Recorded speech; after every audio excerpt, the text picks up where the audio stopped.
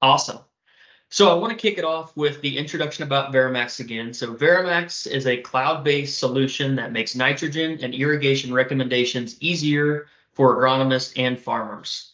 Their tools were developed at the field level and provide straightforward information for the end user. And so with us today, we have Dr. Chad Gossi, who is the founder of VariMax and also the Chief Research Officer. So I've got a really good intro here that I'm going to read through, and then I'll hand it over to Chad. So after graduating from Colorado State University with his BS in agribusiness and soil and crop science, he went to Kansas State University to get his master's and PhD in agronomy and soil fertility. During his master's, which was focused on site-specific management of iron chlorosis in irrigated corn in southwest Kansas, he developed a passion for precision agriculture. He then switched his focus for his PhD studies, which were centered on soil test recommendations and management of no-till acidic soils. He has also worked full-time as the KSU soil testing lab manager during his PhD studies. Chad went to work at Oklahoma State University as the cropping systems specialist in the Department of Plant and Soil Science. He served as the state specialist for most of the oil seeds produced in the state. Most of his research and extension efforts were focused on increasing the efficiency of crop production through the use of technology, no tillage, and crop rotation. This appointment gave him a great amount of experience with most of the crops in the Southern Great Plains. Throughout his graduate studies and time at OSU, he stayed actively involved with precision ag research and how to best use the technology in real-world situations. He noticed a disconnect between the precision ag industry and the past research that had been conducted at universities around the U.S. Nobody was offering services centered on the research and proven technologies that the universities were studying. If services were being offered, they were oftentimes not being used correctly at all. So at this point, Gossi Precision Ag was created to better help producers utilize precision ag technologies to increase their profitability. Dr. Gossi is passionate about using precision ag technologies to increase the efficiency of crop inputs and reduce the environmental impact of applied fertilizer. His latest efforts include development of irrigation scheduling systems that help producers and consultants improve water efficiency with the VariMax platform. So we've got an awesome session, and with that, I will hand it over to Dr. Chad Gossi. All right, thank you, Wyatt. Yeah, it's great to have the opportunity to share with you a little bit about VariMax in the FieldView, VariMax and FieldView partnership here, and how we can better utilize that. Some of that data that FieldView users are collecting in the field, whether at planting or harvest, and turn that into some actionable items.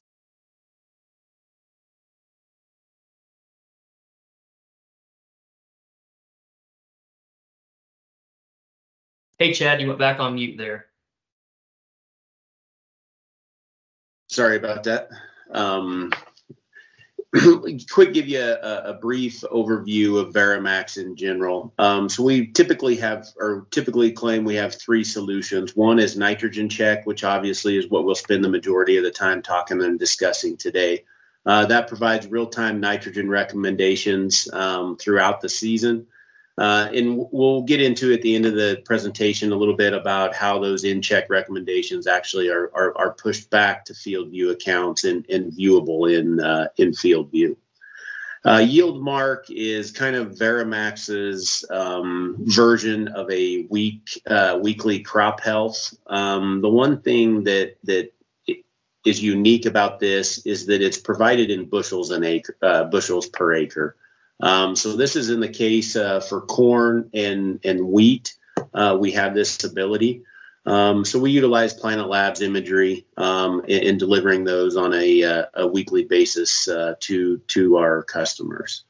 Water check is a third thing, and Wyatt already alluded to that a little bit. That's where originally my role with VariMax came in, and we'll hit that briefly during the presentation just to give you a quick idea on what that looks like. But basically, that is our daily recommendations, irrigation recommendations or requirements, basically for any crop that you would grow. So the focus from day one with VariMax, with the founders, has always been to provide farmers with answers in pounds of nitrogen in inches of water.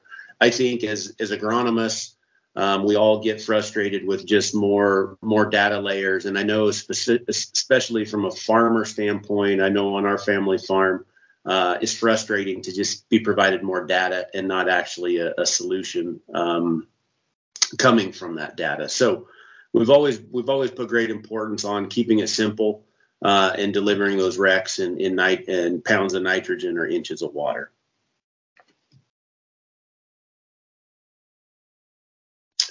All right, so we'll get into more in-depth, a little more in-depth discussion on in-check.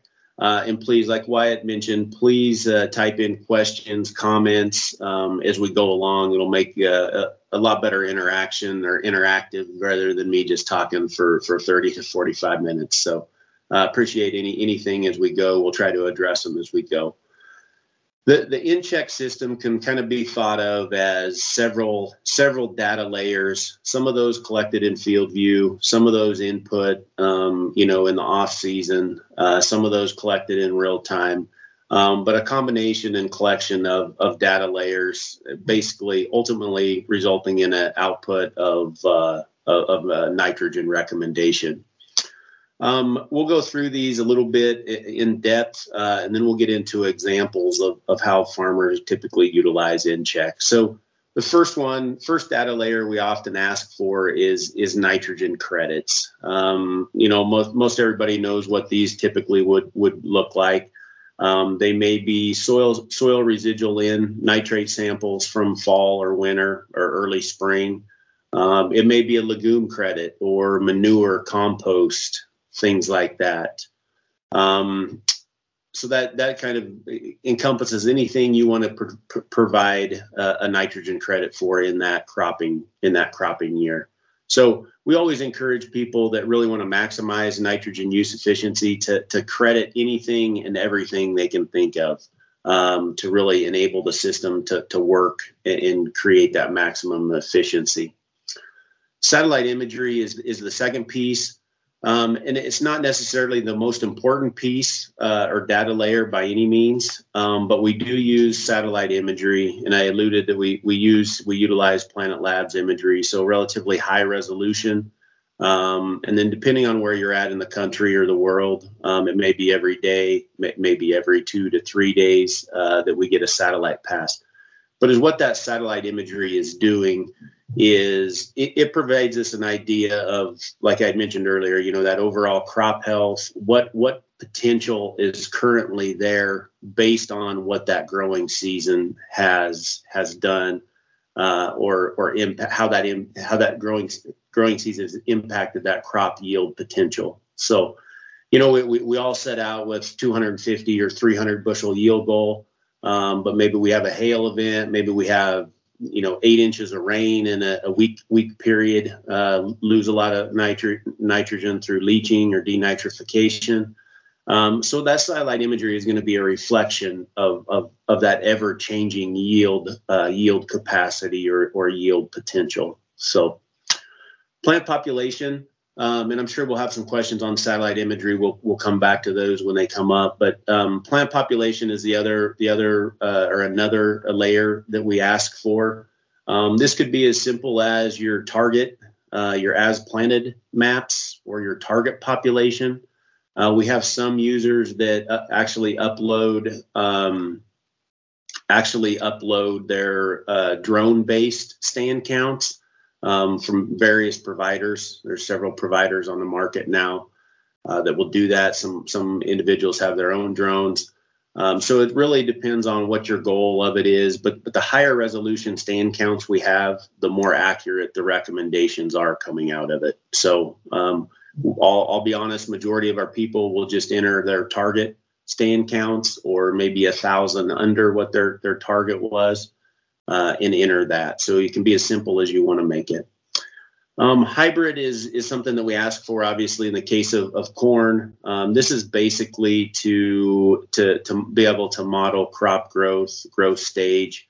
And as we develop our AI learning portion of the system, or the back end of our software, we will start, hopefully be able to, goal is to hopefully, start to tweak nitrogen use efficiency factors for certain hybrids or certain regions in the U.S. or the world. So the hybrid is important for us, not so much right now, but down the road it will be. Nitrogen use efficiency, obviously, everybody has their idea of what the perfect nitrogen use coefficient is. If it's 1 pound per bushel, 0.8 pounds per bushel.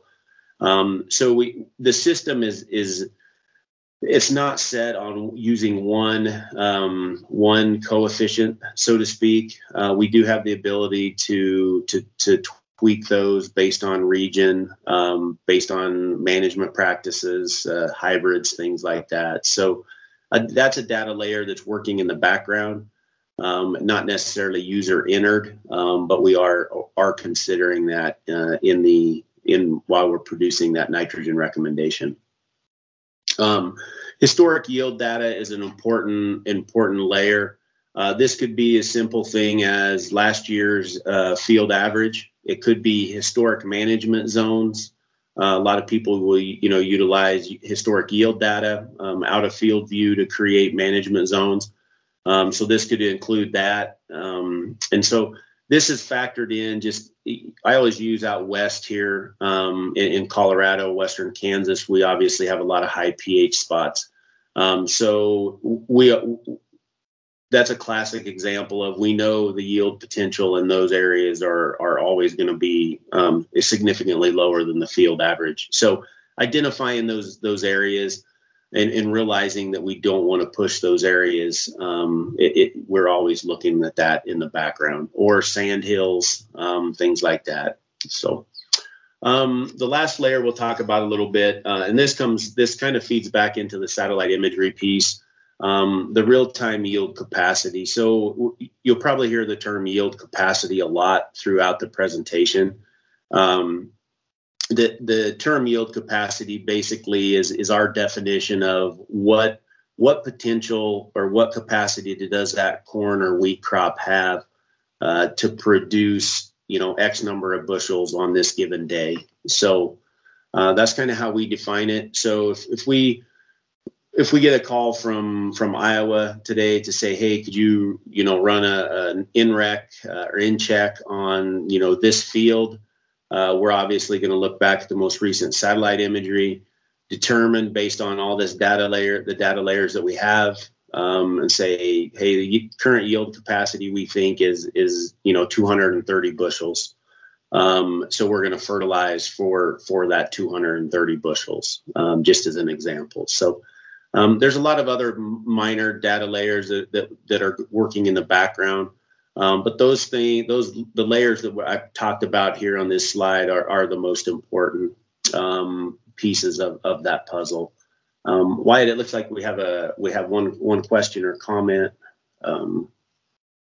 Yeah, a couple coming in. So the first one is around soil and monitoring, and it's a really important component of inputs for corn production. The question here is, what type of in-field verifications take place to calibrate the in-check recommendation? Okay. Yeah, great question. So the calibration part of the in-check rec really has been going on for 10 to 15 years, really. So we originally started, Dr. Ray Azevedo, when he was at Kansas State University, as well as Dr. Dave Mingle, really started collecting a ton of small plot nitrogen application rate, timing, source data from small plots around Kansas. And that grew year by year. 15, 20 years ago, we thought handheld sensors were going to be where it was at, or sprayer mounted sensors. Long story short, fast forward, we said the only way this is going to be scalable and commercialized is with satellite imagery. So Dr. Azevedo has taken that data set plus data sets from other universities around the Midwest and the US, and built those into the algorithm. So the actual calibration has been done over time. The one thing, and the one thing that we do not require is a nitrogen-rich strip. So the way our algorithm works is that we don't require that enriched strip, and that's a presentation in itself, that we could discuss that. But so we do have a lot of customers that will include a nitrogen-rich strip, so to speak, where they know nitrogen is not limiting, so they always have a check at the end of the year. But basically, it's that 10 plus years of data that goes into the algorithm that we've calibrated on. So, and the fact that we don't rely solely on that satellite imagery piece. So that's a long answer to that question. I apologize. No, I appreciate the detail. And then kind of a follow-up question on that is with regards to the soil test data in the NREC. In particular, is it soil texture, organic matter, CEC? Can you dive into that a little bit deeper? Yep. So another great question. So we do utilize and encourage agronomist farmers to go ahead and pull a residual soil nitrate. Obviously, that way we have an indication of what's there, and credit and enter that into the system. That could be grid based, it could be zone based, or it could just be one composite for the field. We do not require any soil texture or organic matter or CEC values for the in-check system or REX. So the reason, and that goes back to the discussion of one differentiating thing compared to others in the industry as far as making nitrogen recommendations, is that our system does not try to model mineralization, leaching losses or mineralization. So it's purely, we're letting the plant tell us basically what mineralization has occurred during that season or what losses has occurred. I think it bugs me as a soil scientist that we haven't come up with models that accurately, estimate mineralization or even removal rates, for that matter. We still have a lot to learn there, to be able to accurately predict that. So that's why we've kind of tried to stay away from the modeling approach as much as we can, and really stick with what I call real-time data. It's not real-time, but near real-time data, and mainly with that imagery piece, some of the nitrogen use efficiency factors, historic yield, things like that we're building into the system. So great questions.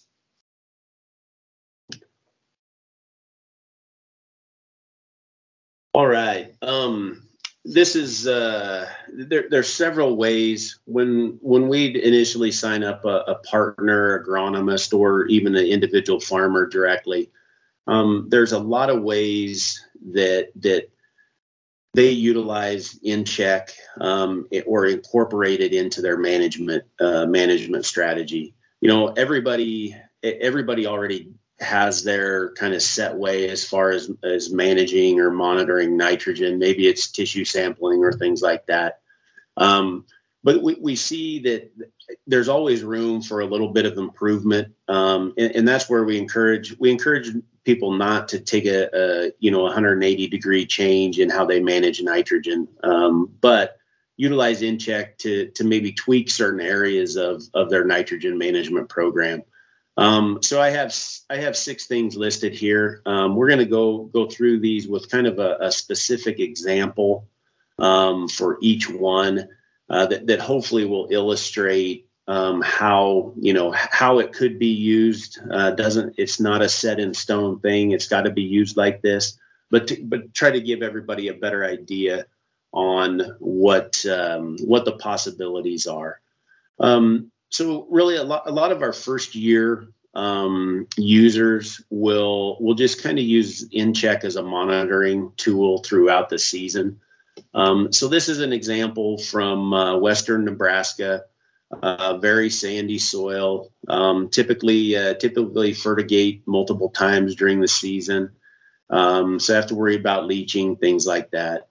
This is just an example. Basically, every 2 weeks, we were providing this producer, this farmer, with a in-check basically recommendation. So I don't have the legend on here because values really aren't that important for this, but basically the red areas are calling for more nitrogen, and basically the green areas, especially the dark green areas, are saying it does not need any more nitrogen for this next time period. In this case, it was every 10 days to 14 days. So basically July 1st, we've got a significant area of the field that is getting behind in nitrogen and is calling for higher amounts of nitrogen. July 15th, we're catching up based on the algorithm or the in check rec. And then on 7/25, you can see for the most part, we're fairly sufficient on the field. So we utilize this as a way to kind of slow down the fertigation amounts that we're putting on towards the end of July. And then basically we came back in the middle of August to make that last fertigation pass. And so we requested a recommendation in the middle of August to get that last nitrogen amount. So just an example of how we typically might utilize it just for a monitoring thing. So this another good example is in dryland environments, dryland fields, is, you know, especially the further west we get here, rainfall is more sporadic. So we try not to put a lot of nitrogen out front with dryland corn or wheat for that fact. So, you know, minimize that potential loss of not utilizing that nitrogen. So we start out low and then basically monitor it. If we have a lot of mineralization during the season, you know, so average rainfall, not super yields, you know, average yields, we may be okay with nitrogen. A year like this, where fortunately out here we're getting a lot of rain and yield goals are we're growing faster than we ever thought they would. So, or go as high as we ever thought they would. So obviously looking at monitoring those weekly or every 10 days to see if we need additional nitrogen here prior to tassel. So,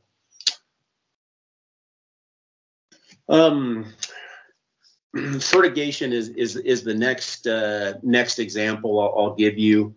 We utilize this a lot in you know, Nebraska, eastern Colorado, where it's sandy, you know, along the rivers in Nebraska, river bottoms, western Nebraska, north central Kansas, areas like that. So this would be our fertigation approach. Basically, is providing that NRAC every 2 weeks to 3 weeks at the most. So farmers that utilize this are dedicated to basically, you know, I use the term spoon feed nitrogen throughout, you know, from V6 to basically R2 or brown silk. This was a field that we were scared leaching losses, CEC of 5, so obviously very sandy. Texture wise, you know, talking 88% sand, a little bit of clay, a little bit of silt, but that's it. So had 20 ton of beef manure, 20 pounds of N as a starter, and then a biological end product that was supposed to contribute 40 pounds of N per acre. So not necessarily, we obviously had front loaded this quite a bit if we could credit the 20 ton of beef manure, you know, with the typical or textbook values.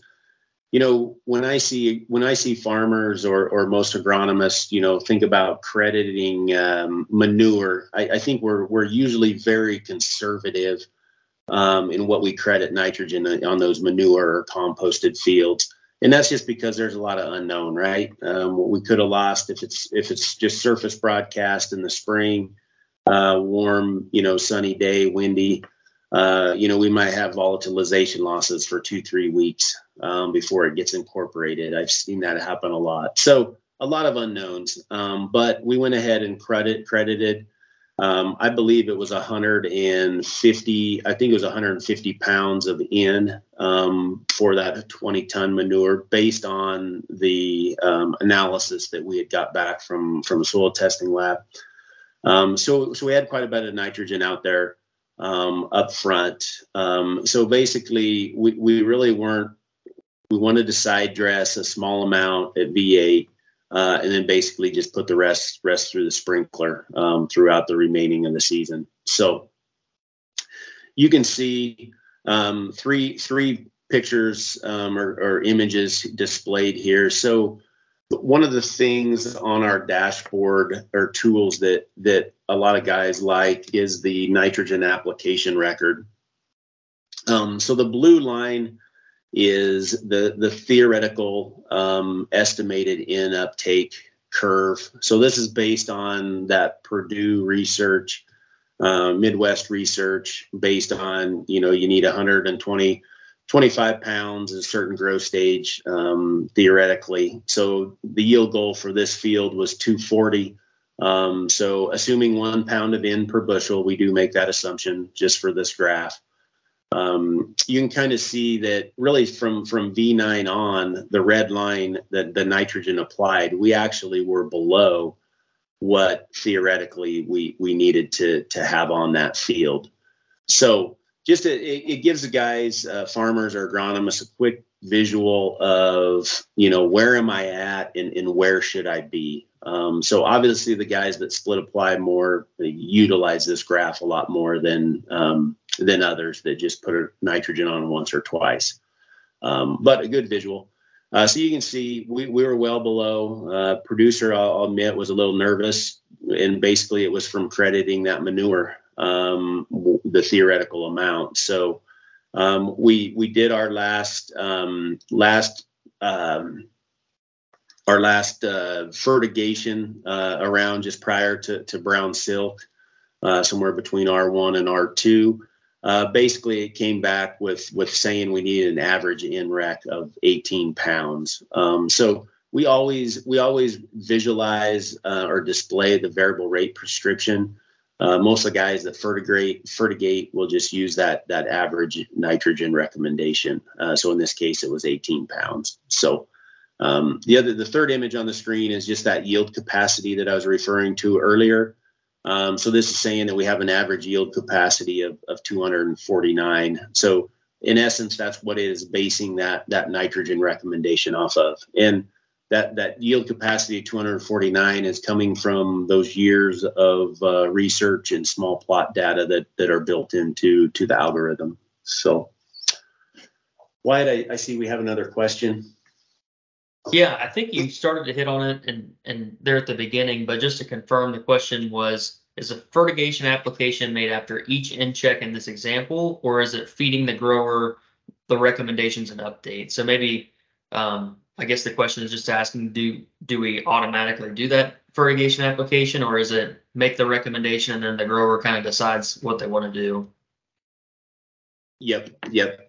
Great question. So typically, we'll, and it could be used in both situations or scenarios, but typically we'll make the recommendation. The grower will then fertigate that amount, and then obviously you've got to wait 10 to 14 days for that nitrogen to get in the plant and make a difference. So we typically encourage people to wait for at least 10, if not 14 days before they run an updated in-check rec.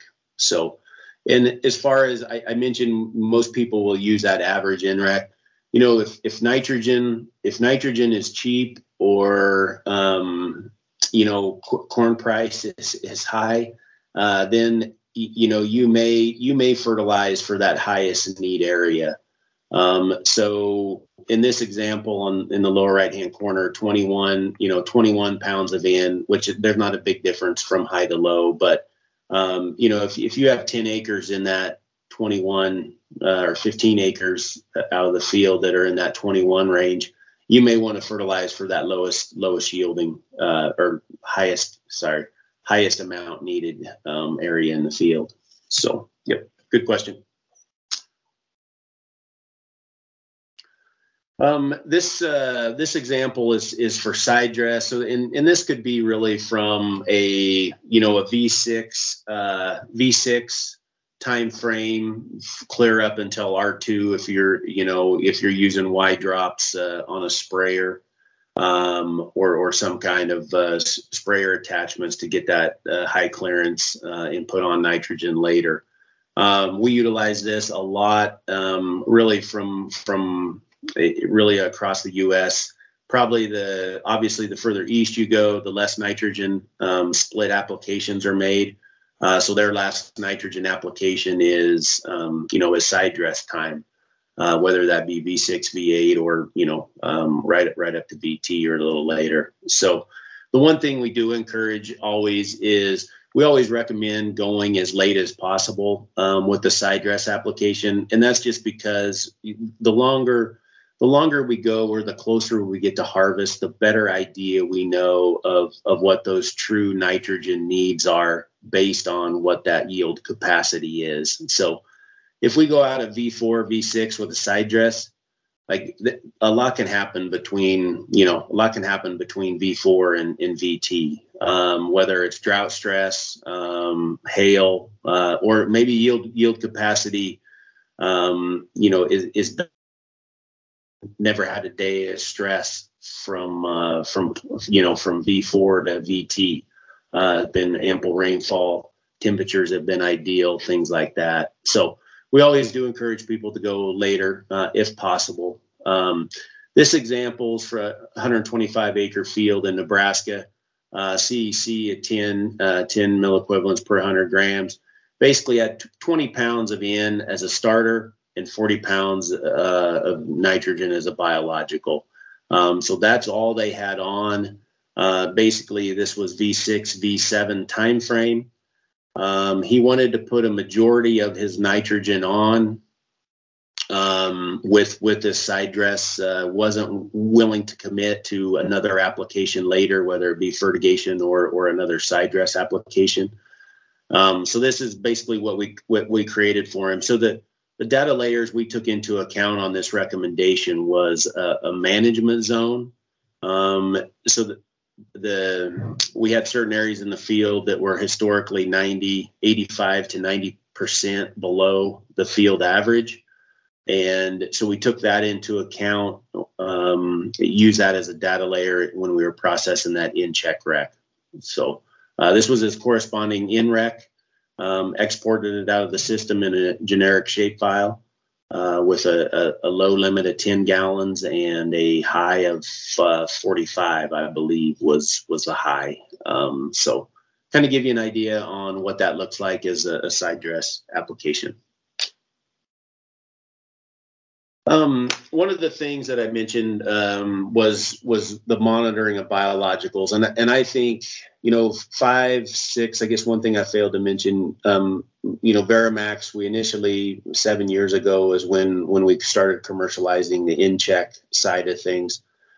When we started out 7 years ago, I don't think we had any idea of utilizing it as a way to monitor biologicals. But honestly, the last 2 years. A significant portion of our acres have been just almost solely used to monitor biologicals. Obviously, there's a few popular ones. Proven 40, obviously being one of the most popular. Getting 40 pounds of N, claiming 40 pounds of residual N. You got to have confidence as an agronomist and a farmer. That you truly are getting 40 pounds across the entire field. You may in areas be getting more. Some areas you may be getting less. So one of the ways we've seen a lot of farmers utilize it is with this monitoring. So this is actually an example this year from central Kansas. We've got a 125 acre field, CEC of 15, 40 pounds in as a starter, proven 40 was a biological on this field. Wide drop variable rate at V12, and then fertigated at VT. So the top image is just giving you an indication or an example. We had alternating strips of pivot bio and no pivot bio applied at planting. We ran a recommendation at Sidedress, which is the lower left image. But we superimposed replicated plots with varying rates. So basically from zero, we had 0 gallons at Sidedress up to 30 gallons per at Sidedress. So this is going to let us evaluate not only evaluate the VariMax nitrogen recommendation, which was applied outside of that plot area, but also we'll be able to identify the rates within those plots, which one was the ideal VariMax nitrogen recommendation. So kind of interesting things, imagery right now. So this is just on the lower right is the average NREC for the Fertigation. And this is just as of yesterday. So this will be their final application. We'll continue to monitor the nitrogen status for the rest of August, just to make sure it does not run short. But the one thing, in really diving deep into the imagery in our nitrogen sufficiency layer, it doesn't really look like we're seeing much of a nitrogen response at all.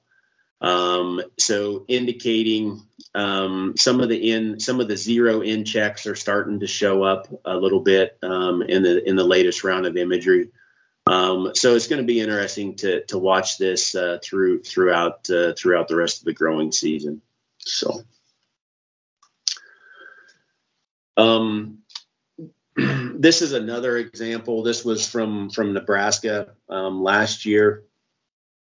This was interesting. We didn't know the producer had put as many different comparisons in this field as we initially thought, and we started noticing big differences in the yield mark and in checks, which we'll discuss yield mark here in a little bit more detail later. But and so we started to ask some question, and he's like, "Oh yeah, I put a nitrogen inhibitor in that area, and I didn't put a nitrogen inhibitor in that area." And then he also had Pivot Bio with and without. So last year was kind of a unique year in central western Nebraska, moisture-wise, which I'm sure a lot of you know. But so the one thing that we noticed right off the bat in our June, basically it was middle of June when he wanted a Sidedress recommendation. So we noticed a big difference where there was an inhibitor and where there wasn't. We actually were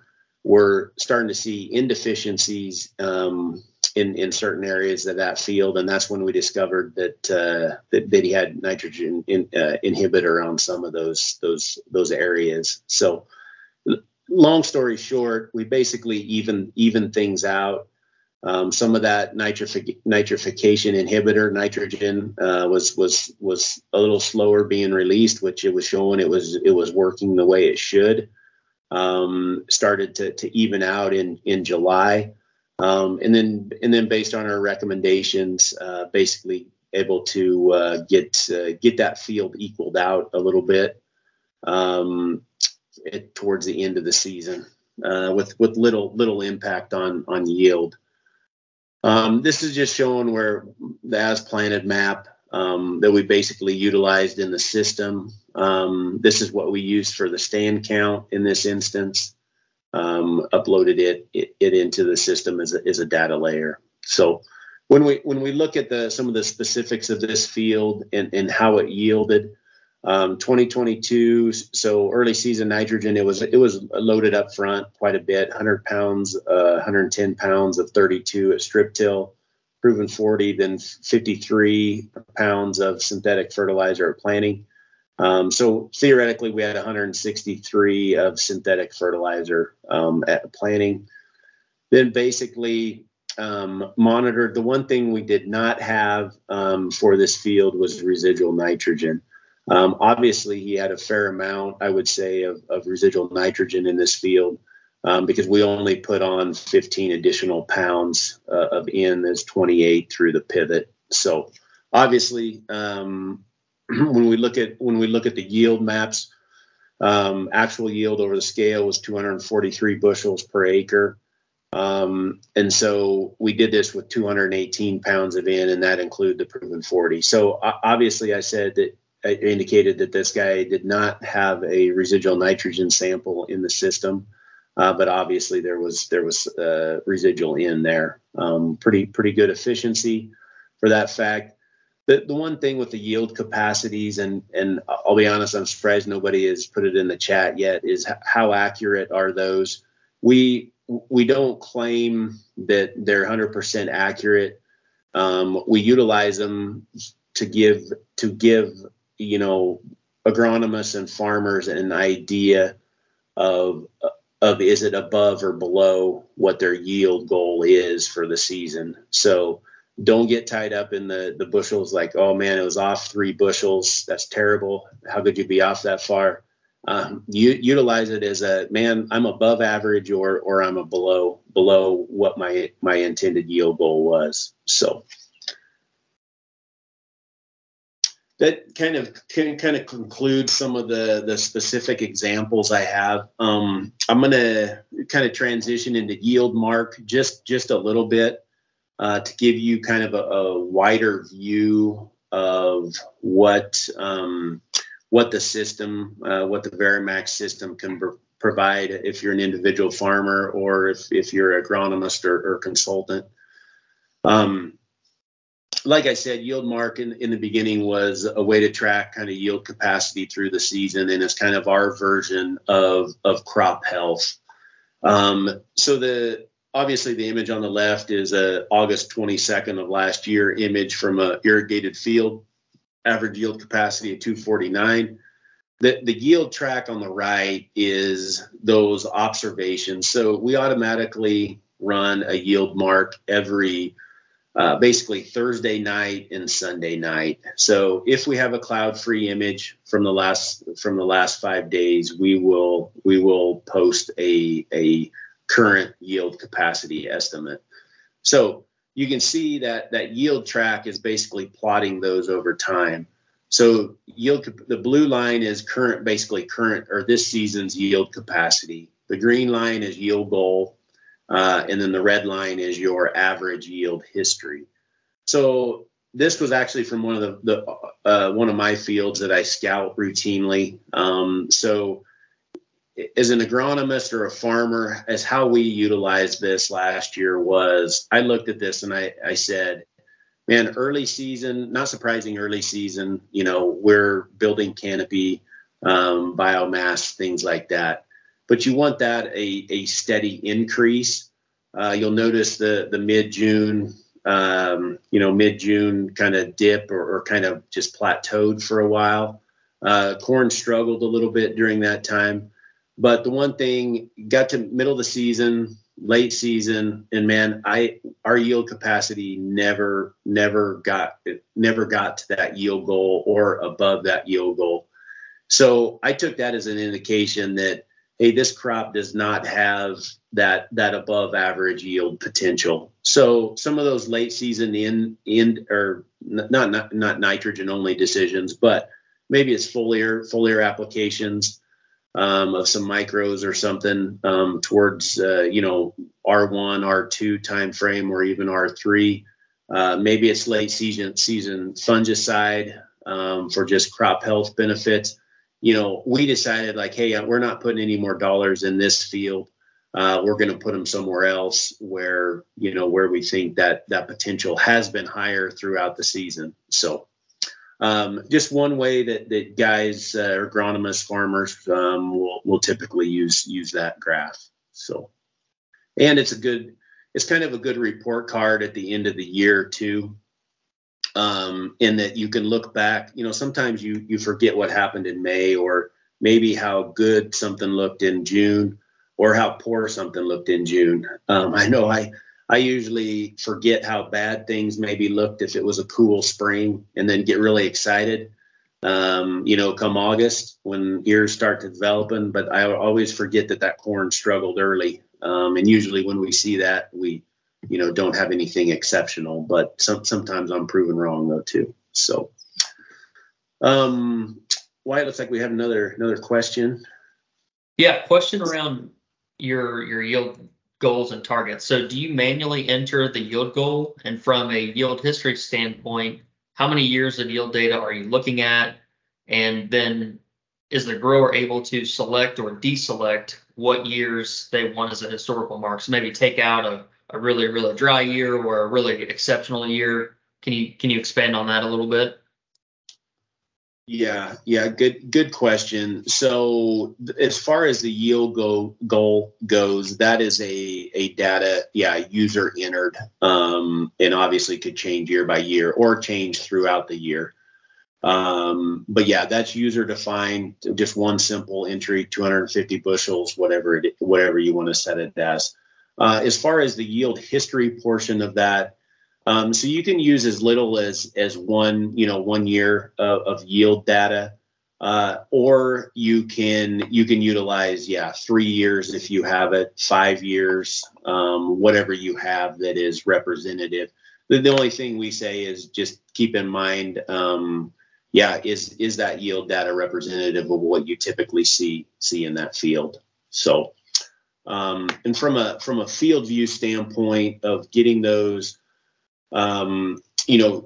utilizing that yield data that is in field view. That's one thing that we will work on getting that connection of automatically bringing that in, to the system, to be utilized. So, and yes, so ideally, I see the next question was does the yield history have to be corn or do you normalize it? So we have a lot of instances where, it is normalized, so you can combine different crops. The only thing when we do combine crops, a lot of the software packages, if it's SMS or whatever it may be, that you may utilize for that, look at that coefficient of variation and make sure that your management zones or those areas are consistent across years. Sometimes wheat may act a little bit differently than corn when it's grown in bottoms or something like that. But yep, definitely we've got a lot of guys that combine crops and use that normalized data. So great comment. This is just a weed example. We always get not stuck, but I always talk about corn mainly. So I just wanted to throw this in. This actually was from Oklahoma. This was April 1st. Average yield capacity of 45. It was dry. Profile was dry. Not very excited about putting additional in on at that time. About 10 days later, they got I think an 1.5 inch, 2 inch rain. Wheat took off. Things looked a lot better. So he called me basically, hey, I need a nitrogen recommendation, for this field. And really within 30 minutes, I had that data, the in check back, to him. And then this basically the corresponding yield mark May 1st. Obviously, the nitrogen didn't have the biggest impact on that yield capacity increasing. It was basically soil moisture at that time. But just an example of how easy. And I don't know why it seems like it's always from Oklahoma, but I actually had a corn producer a couple weeks ago call. One of the NREC stuff was his fields were a VT, needed an NREC. So yeah, within the FieldView customer, within 25 to 30 minutes, basically had a nitrogen recommendation or in check back to him. So relatively simple and quick. If you have any questions on, and we'll have time at the end on yield mark to discuss that a little bit more, and how maybe agronomists or farmers utilized it. Just a few quick things on water check. We're making a lot of changes to water check or improvements, upgrades this year, and some of them, I'll be honest, are still being worked on, incorporated slowly over the growing season. Quick background on water check. WaterCheck is basically our irrigation scheduling system. We utilize soil moisture probes, slowly 10, 12 years ago. That's what we relied on. The one thing that I quickly saw was we needed scalability.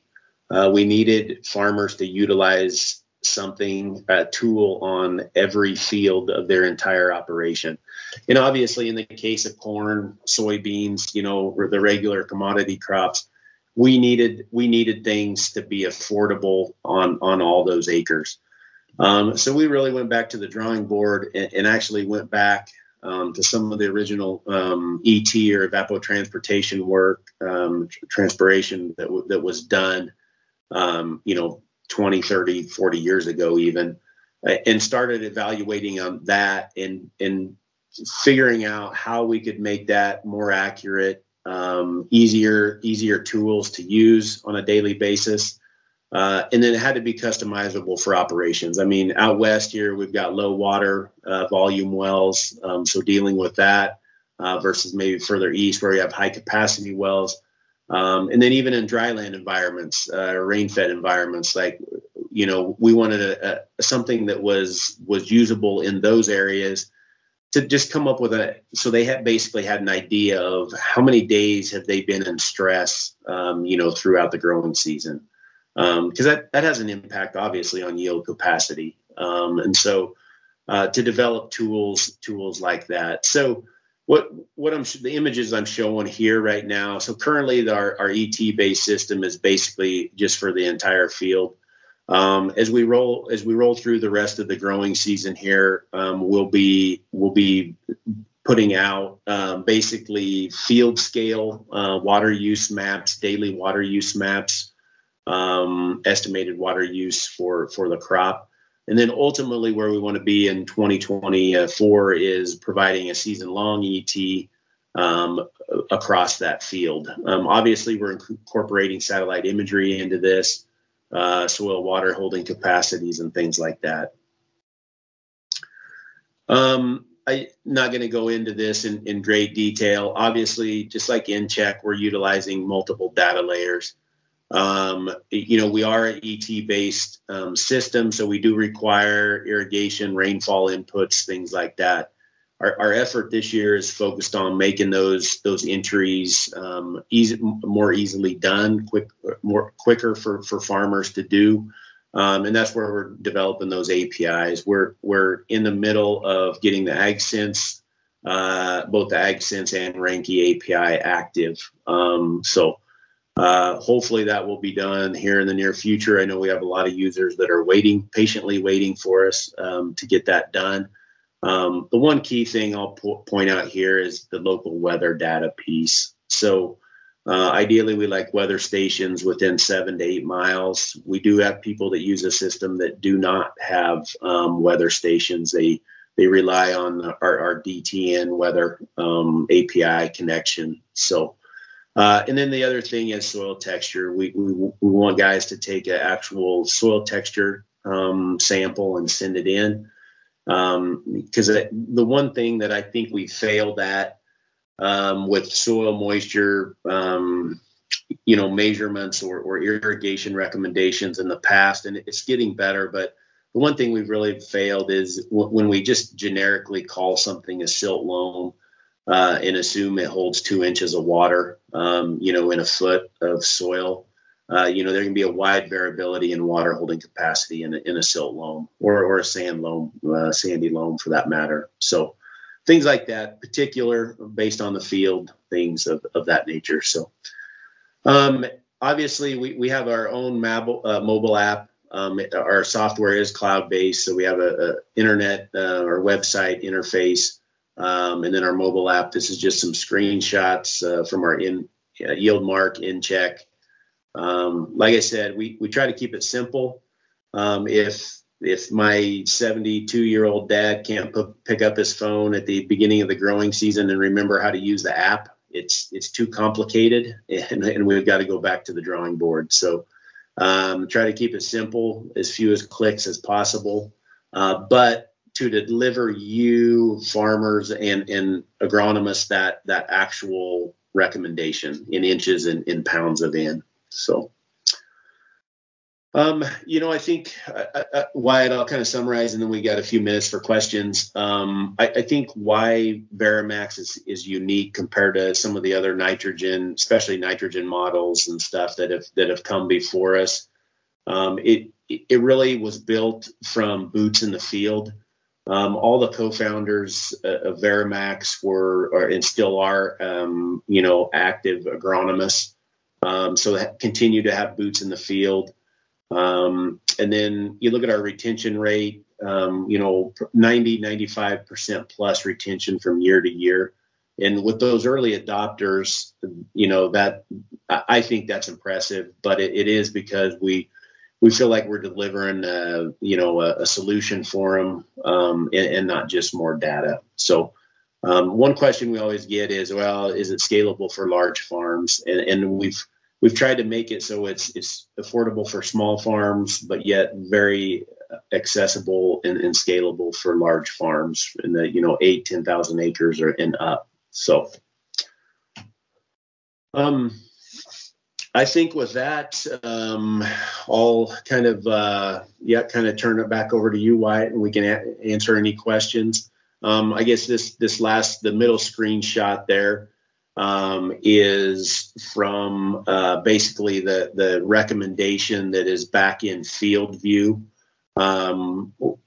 We will, if you're a FieldView user and want to get connected, we'll send you the integration guide that kind of goes through step by step of how to get your boundaries and stuff in the VariMax system, and then ultimately how to get the viewable nitrogen recommendations in FieldView. So have my contact info. Don't hesitate to email, call, text any questions you may have, and it's really never too late to a request if somebody wants to get a visual on a field, or maybe this is really starting the time of the year where we have a lot of people with weird things that have happened in the field and asking if we can address them or give them some kind of recommendation.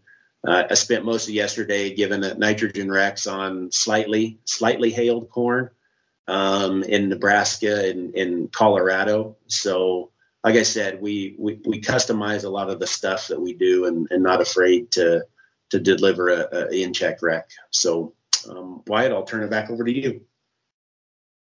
Yeah, thank you, Chad, and thank you for that awesome overview of VariMax and our partnership with FieldView. Appreciate all of the engagement in the chat here today. We had a lot of good questions rolling in throughout. And so, Chad, with that, we are actually at time. So if anyone has any questions, feel free to drop them in the chat here, and I will capture them and get them to Megan and Chad, and that way we can get them answered and back to you all. But so appreciate the time, and Chad, really appreciate the partnership between VariMax and FieldView. So from next steps, what we're going to be doing is I'm going to drop a link in the chat right now. So what you'll do is you will be leaving this meeting, and then you'll be heading back to that general session overview. And that's where we're going to have a panel, we're going to wrap up, and we're going to ask a lot of good questions. And then there's actually going to be a survey component within that to where you'll be able to enter to win a FieldView drive by completing that survey. So please feel free to leave this meeting here and head back to that general session. But Chad, again, thank you so much for the time today. Thank you for the information, and really appreciate the partnership. Yep. Thank you, Wyatt. Awesome. We will see you all back over in the main session.